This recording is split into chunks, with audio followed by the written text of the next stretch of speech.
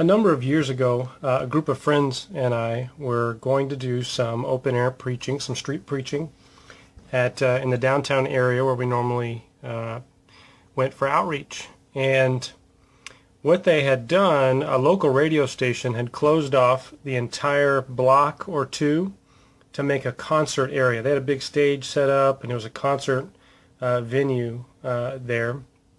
And it just so happened that the normal corner where we shared our faith, the street corner that we shared our faith, was the beginning of the line to get in this concert. And you can imagine the line was long and slow. And it was like, 4 people deep. This wasn't a single file line. And so we thought, wow, what a wonderful opportunity. We've got a captive audience. And so, boy, we took turns preaching.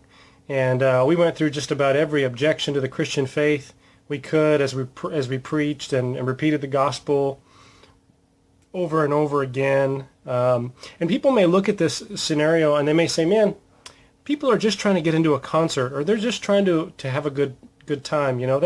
That's inconsiderate of you, or whatever. And I got to tell you, the Apostle Paul did something very similar. He recognized the importance of taking advantage of a gospel opportunity, of taking advantage of a captive audience. Historians tell us when he was imprisoned and under house arrest, that he was in Rome, that he was chained to a Roman guard. Some even say that they took shifts, 4-hour shifts even, and he would multiply the different guards that he would be chained to.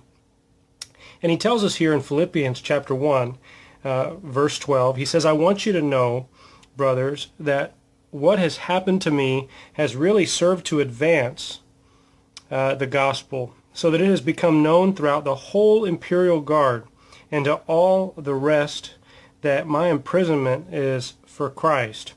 And verse 14, and most of the brothers, having become confident in the Lord by my imprisonment, are much more bold to speak the word without fear.